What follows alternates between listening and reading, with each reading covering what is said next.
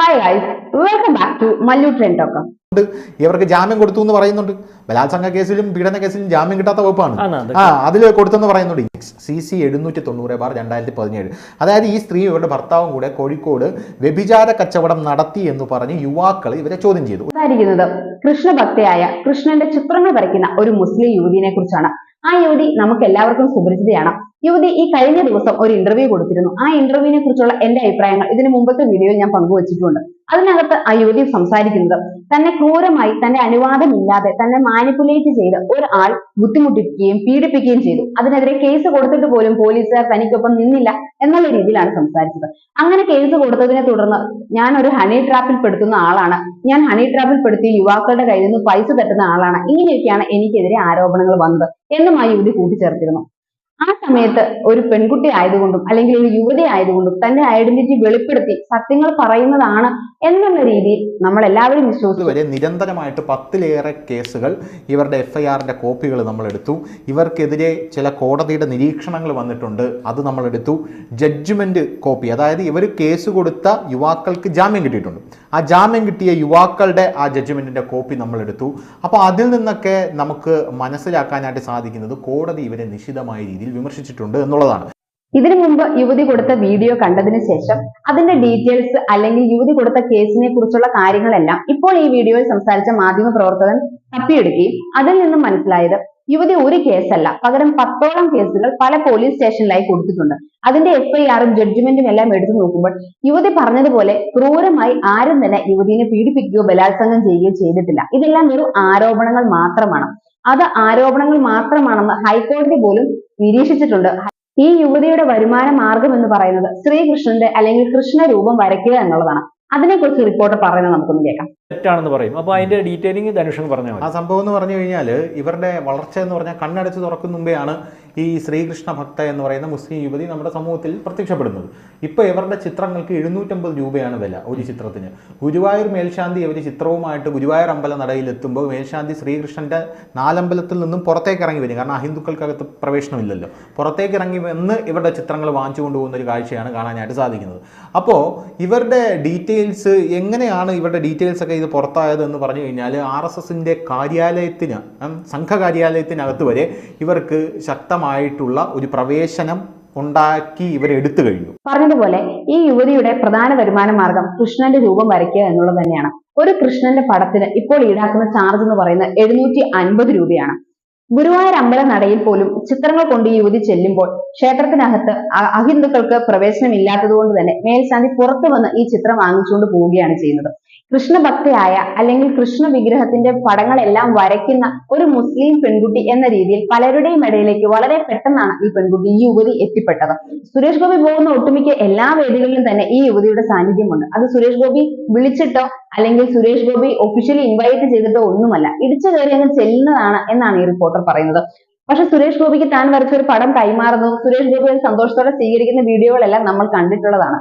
ആ സ്ഥിതിക്ക് സുരേഷ് ഗോപിയുമായി പരിചയമുണ്ടോ, അതോ ഇൻവൈറ്റ് ചെയ്തിട്ട് തന്നെയാണോ പോകുന്നത്, അല്ല ഇൻവൈറ്റ് ചെയ്യാതെയാണോ പോകുന്നത് എന്നുള്ളത് നമുക്ക് ജഡ്ജ് ചെയ്യാൻ പറ്റില്ല. ഒപ്പം കൂട്ടിച്ചേർക്കുന്ന ഒരു കാര്യം എന്ന് പറയുന്നത് ഈ യുവതിക്ക് കൃഷ്ണന്റെ ഒരേ രീതിയിലുള്ള അല്ലെങ്കിൽ കൃഷ്ണ വിഗ്രഹത്തിന്റെ ഒരേ പടം മാത്രമേ വരയ്ക്കാൻ അറിയുള്ളൂ.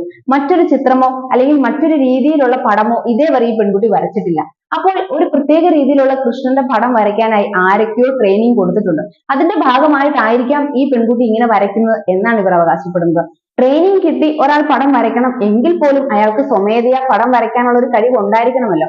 സോ അതുകൊണ്ട് എത്ര ട്രെയിനിങ് കിട്ടി എന്ന് പറഞ്ഞാലും ഒരാൾക്ക് ഒരു കഴിവില്ലെങ്കിൽ അയാൾക്ക് അത് ചെയ്യാൻ പറ്റുമെന്ന് ഞാൻ വിശ്വസിക്കുന്നില്ല. ഈ യുവതി ഇങ്ങനെ ഒരു ചിത്രവര തുടങ്ങുന്നതിന് മുമ്പ് എന്തായിരുന്നു വരുമാന മാർഗം, അല്ലെങ്കിൽ എവിടെയായിരുന്നു ജോലി ചെയ്തുകൊണ്ടിരുന്നത്, എവിടെയായിരുന്നു താമസം, ഇതൊന്നും ആർക്കും അറിയില്ല. അതായത് ഈ യുവതിയുടെ പാസ്റ്റ് ലൈഫ് ആർക്കും അറിയില്ല. ഈ യുവതി ഇതിനു മുമ്പ് കൊടുത്തൊരു ഇന്റർവ്യൂവിൽ അവകാശപ്പെട്ടിരുന്നത് ഒരു കേസ് മാത്രമേ താൻ കൊടുത്തിട്ടുള്ളൂ എന്നാണ്. അതിനെക്കുറിച്ച് പറയുന്നത് നമുക്കൊന്ന് കേൾക്കാം. അപ്പോൾ ഇവര് 2011 മുതൽ 2020 വരെ പല ആൾക്കാർക്കും എതിരെ കേസ് കൊടുത്തിട്ടുണ്ട്. ആ കേസ് കൊടുത്തിട്ടുണ്ടെന്ന് പറയുന്നത് ഇവരെ റേപ്പ് ചെയ്തു പല ആൾക്കാരും എന്ന് പറഞ്ഞാണ് ഇവർ കേസ് കൊടുത്തിരിക്കുന്നത്. ഇവരെ റേപ്പ് ചെയ്ത ശേഷം ഇവര് ബലാത്സംഗത്തിനിരയാക്കി, മാനഭംഗത്തിനിരയാക്കി, എല്ലാ സ്ഥലങ്ങളിൽ ഇവർ ഈ കേസ് കൊടുത്തിട്ടുണ്ട്. അതിൻ്റെ FIR അതായത് നമുക്ക് മനസ്സിലാക്കാനായിട്ട് സാധിക്കുന്നത് ഇപ്പോൾ Kozhikode town station, Atholi station, Koyilandy സ്റ്റേഷനിൽ കേസ് കൊടുത്തിട്ടുണ്ട്. ക്രൈം നമ്പർ ഉണ്ട് 154/2016, 439/2006, 1015/2020. ആർക്ക് വേണമെങ്കിൽ യുവതി അവകാശപ്പെടുന്നത് പോലെ ഒരു കേസല്ല ഈ യുവതി കൊടുത്തിട്ടുള്ളത്. 2011 ശേഷം 2020 വരെ 10ഓളം കേസുകൾ അത്തോളി പോലീസ് സ്റ്റേഷനിലും കൊയിലാണ്ടി പോലീസ് സ്റ്റേഷനിലും അങ്ങനെ മറ്റു പല പോലീസ് സ്റ്റേഷനിലുമായി കൊടുത്തിട്ടുണ്ട്. ഇതിനകത്തെല്ലാം ആരോപിക്കുന്നത് തന്നെ ക്രൂരമായി ബലാത്സംഗം ചെയ്തു, തന്നെ ക്രൂരമായി പീഡിപ്പിച്ചു, തന്നെ ഉപദ്രവിച്ചു എന്നുള്ളതാണ്. പക്ഷെ ഈ കേസുകളിൽ ഒന്നും ഒരാൾക്ക് പോലും ഒരു ശിക്ഷ കിട്ടിയിട്ടില്ല. എല്ലാ കേസുകളും ഹൈക്കോടതി വരെ ഇടപെട്ട് തള്ളി പോവുകയാണ് ചെയ്തിട്ടുള്ളത്. പോലീസുകാരുടെ ചാർജ് ഷീറ്റ് പോലും ഈ പെൺകുട്ടിക്ക് അല്ലെങ്കിൽ ഈ യുവതിക്ക് എതിരായിരുന്നു എന്നാണ് പറയുന്നത്. ഇതിൽ നിന്നെല്ലാം മനസ്സിലാവുന്നത് മ്യൂച്വൽ കൺസേൺ വഴി ഈ യുവതി മറ്റുള്ളവരുമായി പരിചയപ്പെടുന്നു, ഇടപഴകുന്നു. അതിനെല്ലാം ശേഷം ഹണി ട്രാപ്പിന്റെ ഒരു രീതി ഫോളോ ചെയ്ത് അവരിൽ നിന്നും പണം തട്ടാനോ അല്ലെങ്കിൽ മറ്റേതെങ്കിലും ലക്ഷ്യങ്ങൾക്ക് വേണ്ടിയോ ഇവർ തന്നെ പീഡിപ്പിച്ചു, തന്നെ ഉപദ്രവിച്ചു എന്നുള്ള രീതിയിൽ പോയി പരാതി കൊടുക്കുകയുമാണ് ചെയ്യുന്നത് എന്നാണ് പറയുന്നത്. യുവതി കൊടുത്ത ഒരു കേസ് ഹൈക്കോടതി ഇടപെട്ട് തള്ളുന്നതിനെ കുറിച്ച് നമുക്കൊന്ന് കേൾക്കാം. നമ്മുടെ ഹൈക്കോടതിയുടെ ഒരു നിർണായകമായിട്ടുള്ള ഇടപെടലുണ്ടായി. ഇത് ഹൈക്കോടതി ചരിത്രത്തിൽ തന്നെ അപൂർവമായ ഒരു സംഭവമായിട്ട് മാറിയിട്ടുണ്ട്. അതായത് ഈ പീഡന കേസ് കള്ളക്കേസാണെന്ന് കണ്ടെത്തി.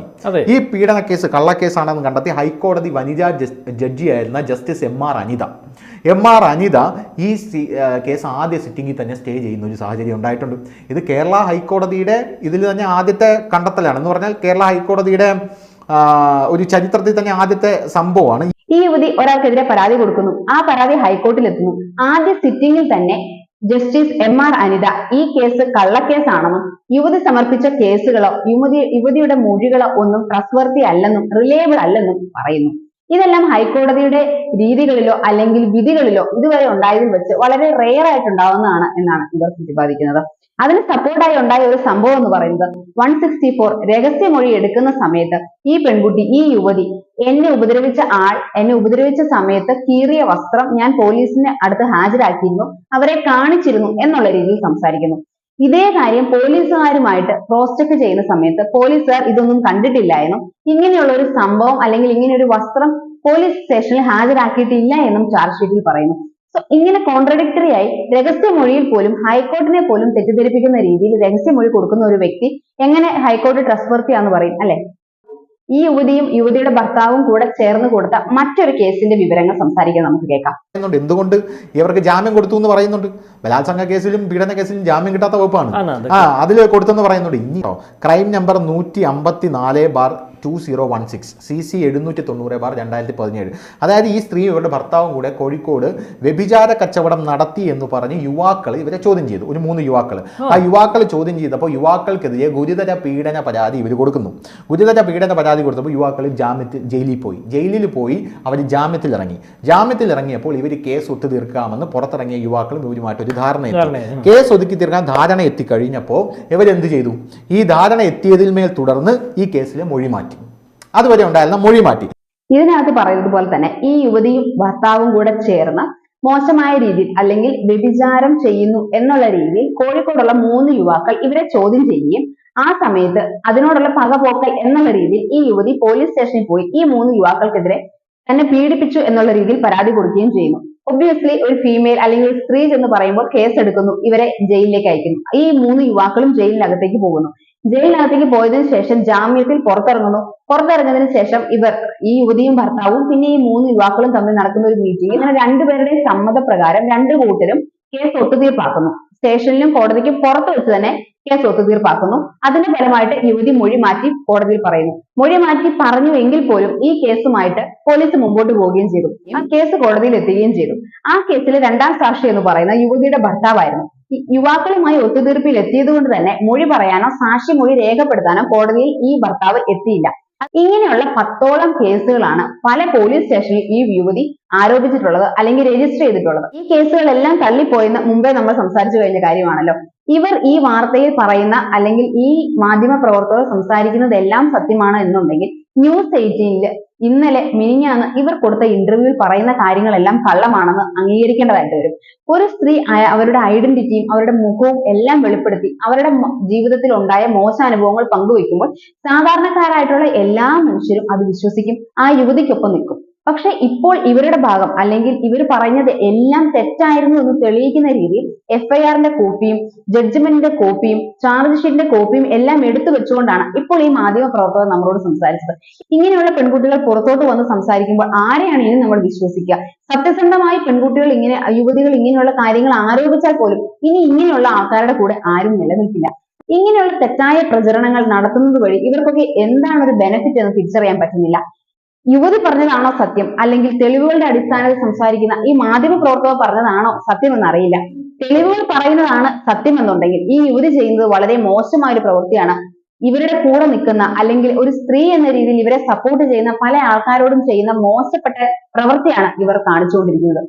ഏതാണ് സത്യമെന്ന് കാലം തെളിയിക്കട്ടെ, തെളിയിക്കുക തന്നെ ചെയ്യും. തെളിവുകൾ സംസാരിക്കുന്നതാണ് സത്യമെങ്കിൽ യുവതി ചെയ്ത തെറ്റുകളും യുവതി ആരോപിച്ച ആരോപണങ്ങളും അല്ലെങ്കിൽ യുവതി ശ്രമിക്കുന്നത് ഹണി ട്രാപ്പിൽ പെടുത്താൻ തന്നെയാണ് എന്നും വിശ്വസിക്കേണ്ടതായിട്ട് വരും. ഞാൻ പങ്കുവച്ചത് എന്റെ മാത്രം അഭിപ്രായമാണ്. ഞാൻ സംസാരിച്ചത് എന്റെ കാഴ്ചപ്പാടുകളാണ്. നിങ്ങളുടെ അഭിപ്രായവും നിങ്ങളുടെ കാഴ്ചപ്പാടുകളും പങ്കുവയ്ക്കാം നമ്മുടെ കമന്റ് ബോക്സിൽ. Thank you.